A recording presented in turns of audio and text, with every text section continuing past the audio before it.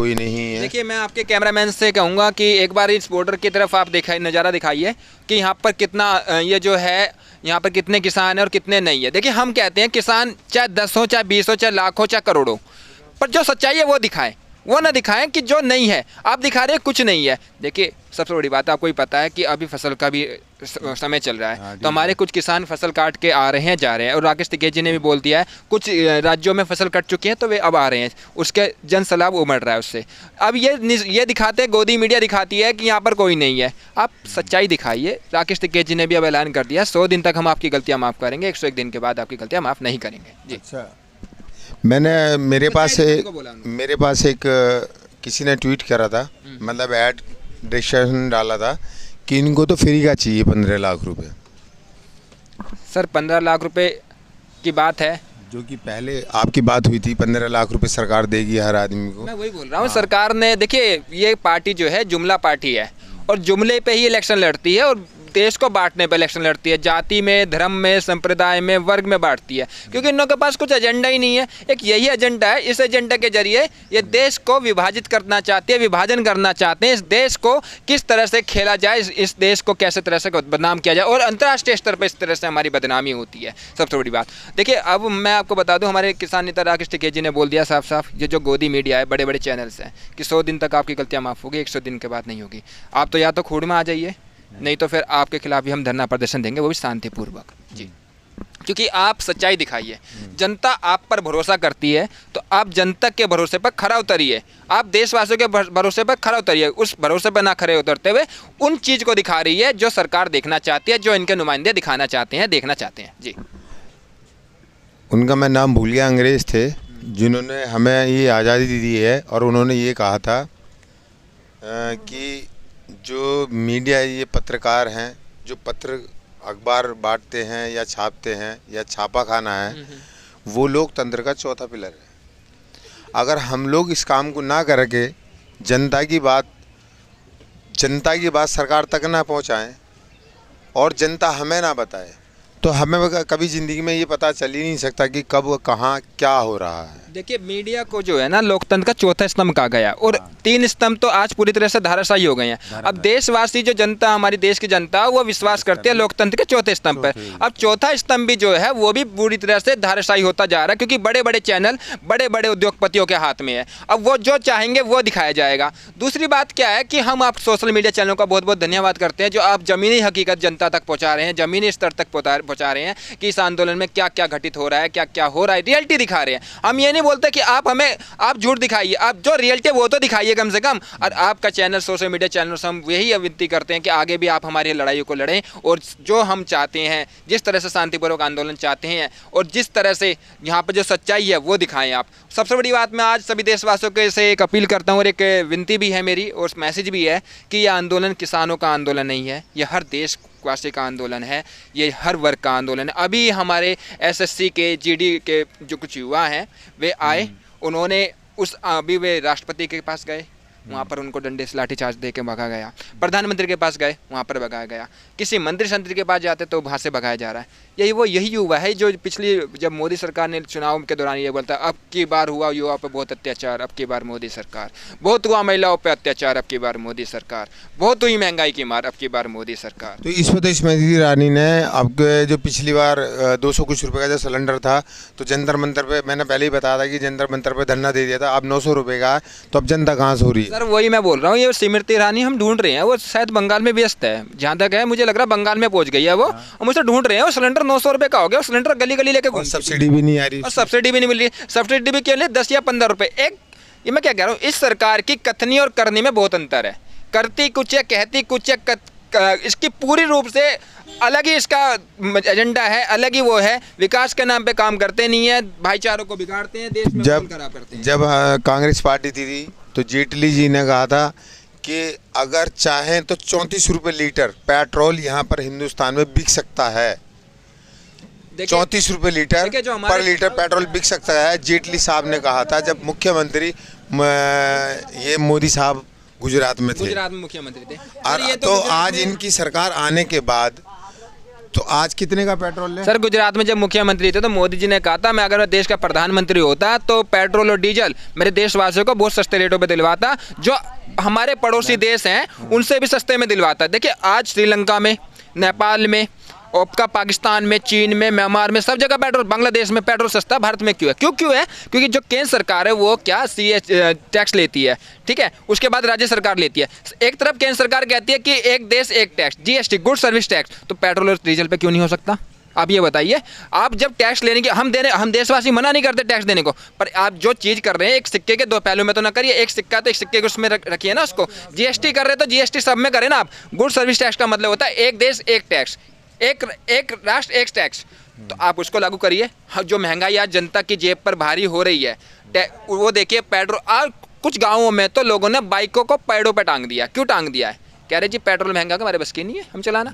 मतलब इनकी जो नीति है, गरीब को एक सरकार थी कहती गरीब बेटी आओ, गरीब बेटा आओ, ये तो गरीब को खत्म ही करते जा रहे हैं। अच्छा, अभी यहाँ खिचड़ीपुर में एक लड़की को लिखा हुआ होता है बेटी बचाओ और बेटी पढ़ाओ। अभी खिचड़ीपुर में एक लड़की को फांसी मतलब उसका रेप करके उसको भी मार दिया गया था, और गाजीपुर पे भी थोड़ा उसका वो दिखाया था, तो प्रशासन ने वहाँ भी कुछ नहीं दिखाया। देखो बेटी बचाओ बेटी पढ़ाओ की बात कर रहे हो तो आप एसएससी की जो मैं आपके सामने बात रखी युवा, उसमें कुछ हमारी बेटियां भी थी, महिलाएं भी थी, उन पर लाठीचार्ज किया गया, उन पर डंडे बरसाए गए। वो राष्ट्रपति के पास गए तो वहाँ बरसाए, प्रधानमंत्री के पास गए तो बरसाए, कई आपके मंत्रियों के पास गए तो बरसाए। एक तरफ तो ये कहते हैं बेटी बचाओ बेटी पढ़ाओ, दूसरी तरफ बच्चों हमारी बेटियों पर लाठी लगवाते हैं, बहनों पर लाठी बजवाते हैं। ये कौन सा इनका बेटी बचाओ बेटी पढ़ाओ? इस तरह से बेटी बचाएंगे और इस तरह से बेटी पढ़ाएंगे। आप ये बताइए, वो अपना हक ही तो मांगने गए हैं। उन्होंने कहा 2000 से हमारी 8 से हमारी भर्ती, हमारे सब कुछ क्लियर हो गया, हमें भर्ती दीजिए। आज 20 हो गया, उनकी एज भी ओवर एज हो गई। ये बताइए वो कहाँ जाएंगे?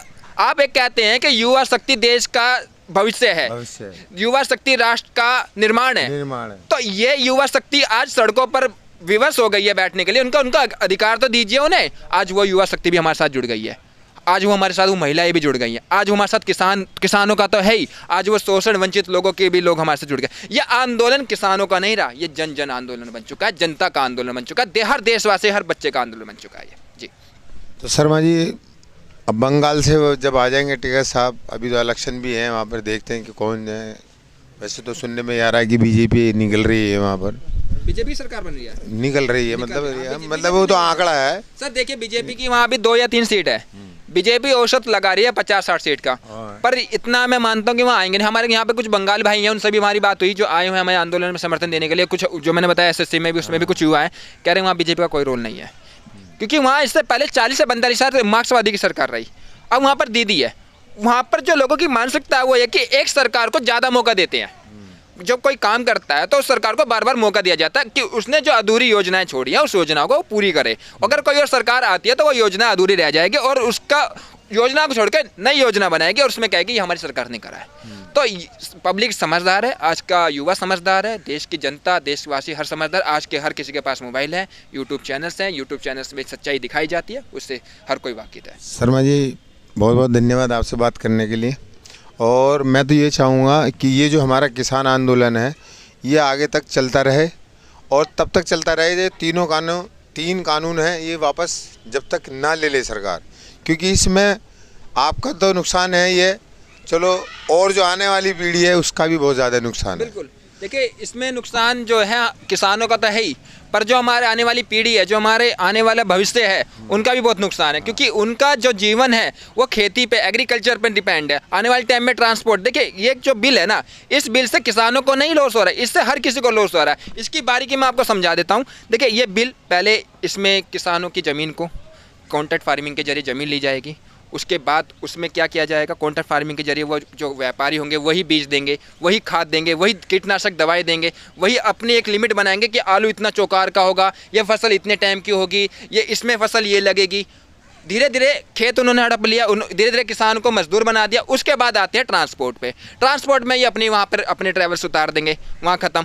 छोटे छोटे व्यापारी हैं, ठेले हैं, ये जो जैसे रिलायंस स्टोर है आप देख रहे हैं, वो धीरे धीरे सब खत्म होते जा रहे हैं। तो इस तरह से ये आंदोलन, ये किसानों का आंदोलन नहीं है, जन जन जन का आंदोलन है। और आज हर देश का बच्चा, हर देश का नागरिक समझ चुका है और इस आंदोलन को समर्थन कर। पंजाब में तो जियो के टावर भी तोड़ दिए गए, ये देख लीजिए आप, आपके सामने है, क्योंकि लोगों में रोष है, इस बिल के प्रति लोगों में रोष है। और सबसे बड़ी बात है कि देश की जनता इस बिल को समझ चुकी है और हर घर का बच्चा समझ चुका है कि इस बिल से किसानों का नहीं, हर देशवासी का नुकसान है। ठीक है शर्मा जी, बहुत अच्छा लगा आपसे बात करके। भाई साहब आप भी कुछ कहना चाहेंगे? जी, मैं कहना चाहूँगा इस बिल के बारे में कि जो ये बिल लाया गया है, ये बिल से हमें नहीं, हमारे भविष्य का भी फ्यूचर बर्बाद होने वाला है। और इस बिल से हर एक तबके के लोग बर्बाद होंगे, क्योंकि इस बिल से मंडी दो तरह की बनाई जाएगी। एक इनकी पर्सनल मंडी होगी और एक पहले से जो हमारी मंडी है। ये पर्सनल मंडी में सारे खाद को उपलब्ध करवाएंगे और ये अपने इशारे पे वहाँ से बेचेंगे। जो अभी आप देख रहे होंगे बाबा रामदेव का, पतंजलि का स्टोर खुला हुआ है। अभी आप दूसरे मार्केट पे चले जाओ तो 40 रुपये आटा बिकते हैं। पतंजलि के मार्केट पे चले जाओ तो वहाँ पे 60 रुपये 80 रुपये बिकते हैं। और भी कोई भी ऐसा उत्पाद खरीदना हो खाने के लिए तो उसमें पतंजलि का स्टोर पे जो आपको मिलेगा, जितना महंगा मिलेगा वो कहना नहीं है। उसी तरह रिलायंस की भी स्टोर होंगे और सारे स्टोर रिलायंस की किए जाएंगे। मुकेश अंबानी और अडानी के इशारे पे ये बिल लाया गया है। जो मुंबई में उनके आका बैठे हुए हैं वो वहाँ से पारित करके भेजे हैं और ये दिल्ली के पार्लियामेंट में लागू करते हैं और ये बिल को सही बताते हैं। और इनके कुछ चमचे होंगे जो दलाल हैं, वो भी सही बताते हैं। और यहाँ पे जो आंदोलनकारी है उनको खालिस्तानी पाकिस्तानी बताया जाता है। ये भाजपा सरकार के दोहरी, भाजपा सरकार तो देखो किंकड़ी मार दो उधर से पुल पे से खड़े होकर के, तो तब भी बीजेपी वाले तो यही कहेंगे कि पाकिस्तान ने किंकड़ी फेंकी है। यहाँ पे पाकिस्तानी कहाँ पे भाई साहब? ये पाकिस्तान के है ना, ये पाकिस्तान है, दिल्ली पाकिस्तान है। दिल्ली कैसे पाकिस्तान हो जाएगी? खालिस्तान कैसे? हम जो लोग रह रहे हैं, हम खा रहे हैं, किसानों का खा रहे हैं, किसान उगा के हमें दे रहा है, हमें धरना दे के बैठे हैं, अपने हक के लिए बैठे हैं। दिल्ली तो एक पाकिस्तान नहीं, भारत के अंदर कोई जगह पाकिस्तान नहीं। अगर भाजपा इसको ज़बरदस्ती पाकिस्तान बताने की कोशिश कर रही है उसकी बेवकूफ़ी है। पहली बात मैं ये बता देना चाहता हूँ। दूसरी, लगा दे पाकिस्तान का, फिर यहाँ पर क्या लगाओगे भाई साहब को? सरकार बोर्ड लगा देना यहाँ पर, बोर्ड लगवा दे सरकार। अगर मोदी में पावर है मोदी लगवा दे, मोदी के चमचे लगवा दे, कोई भी लगवा दें। लेकिन मैं कहना चाहता हूँ ये सरकार से कि सर आप जो पश्चिम बंगाल के साथ भी ये कर रहे हैं, पश्चिम बंगाल में आज जाइए, आज आप वहाँ की देखिए, आज वहाँ की इलेक्शन कमेटी बिकी हुई है। सारे इलेक्शन कमेटी को यह अपने अंदर कवर कर लेते हैं, उसके बाद चुनाव करवाने जाते हैं। भाई साहब ऐसा कभी आपने देखा है पूरे इतिहास में कि एक डिस्ट्रिक्ट में चुनाव हो रहे हैं अलग अलग असेंबली पे, अलग अलग डेट पे? ये पश्चिम बंगाल में हो रहा है। कभी आपने पश्चिम बंगाल में देखा 8 चरणों में चुनाव हुआ? 8 चरणों? अरे भाई साहब आप 8 चरणों में क्या 294 चरणों में करवा दो। हर दिन वोटिंग करवाओ वहाँ पे। 91-94 में करा दो ना। हाँ 294 सीट है, 294 में करवा दो आप। 294 चरण में वोटिंग करवा, हर दिन एक चरण पे एक वोट होगी एक असेंबली की।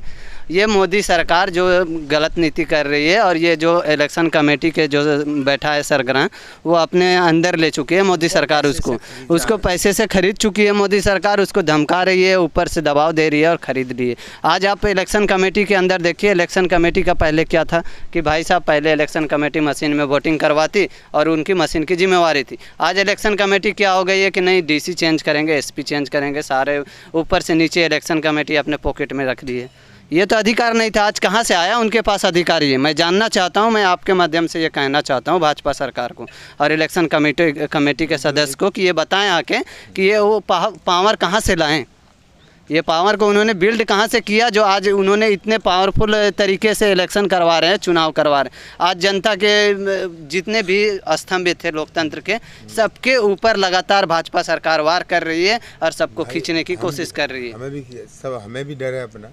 जी बिल्कुल, हमें भी नहीं जी बिल्कुल। आप तो जैसा हम डरते नहीं हैं, क्योंकि हम तो इसे उठा करके एक तरफ रख देंगे और बाबा वाली टोपी लगाएंगे कि ज़मीन है हमारी, यहाँ खड़े हो जाएंगे तुम्हारे साथ में और अब भी तुम्हारे साथ में ही है। क्यों शर्मा जी? जी आपका मेरे यहाँ स्वागत है, आपका मेरे यहाँ स्वागत है। और आपसे तो कई बार मैं बात कर चुका हूँ। आपका मेरे यहाँ ना होती ना तो ये किसान का एजेंडा भी फेल करना चाहिए। सोशल मीडिया भी है। आपका मेरे यहाँ स्वागत है और आपका मैं तहे दिल से धन्यवाद देना चाहता हूँ जो आपने।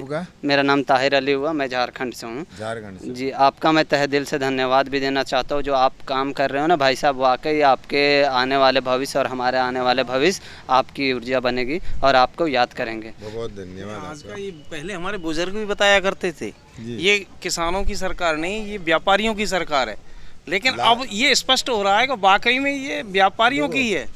ये जो सरकार थी, ये जो सरकार है बनियों की सरकार थी। हाँ ठीक है, हाँ, ये सुना करते थे। उसी में हाँ व्यापार है ना, बनिए ही करते थे। आरएसएस एक ही बात है। ये बताएंगे इनको। आरएसएस और जनसंघ एक ही बात है।